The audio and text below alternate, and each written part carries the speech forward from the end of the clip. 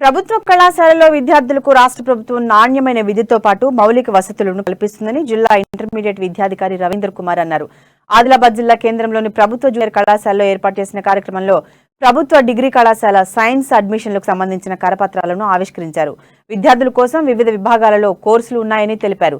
వాటిని సద్వినియోగం చేసుకోవాలని సూచించారు. ఈ కార్యక్రమంలో డిగ్రీ కళాశాల అధ్యాపకులు శ్రీనివాస్, రమేష్ రెడ్డి, అనిత తదితరులు పాల్గొన్నారు.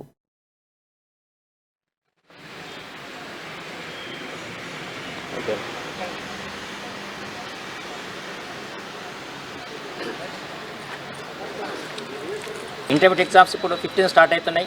ఈ సందర్భంగా డిగ్రీ అడ్మిషన్స్ కొరకు Adilabad government degree college women's నుంచి వచ్చినటువంటి శ్రీనివాస్ సార్ గారు అండ్ మణిత మేడం గారు అండ్ ఆ స్టాఫ్ అందరూ కూడా వచ్చారు.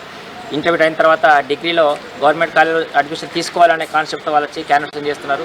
నేను తప్పకుండా మేము కూడా ప్రతి పిల్లలు కూడా సజెషన్ ఇస్తాము. అన్నీ కూడా గవర్నమెంట్ డిగ్రీ కాలేజ్ జాయిన్ కావాలనే ఉద్దేశంతో పిల్లలకు ఏ ఫెసిలిటీస్ ఉన్న గవర్నమెంట్ ఏ విధంగా యూజ్ చేసుకోవాలనే విషయాన్ని అండ్ స్టాఫ్ ఏ విధంగా ఉన్న విషయాన్ని తెలియపరుచుకుంటూ అడ్మిషన్స్ గవర్నమెంట్ కాలేజీలో తీసుకోవాలనే కాన్సెప్ట్తో సార్ క్యాన్వసింగ్ వరకు వచ్చారు.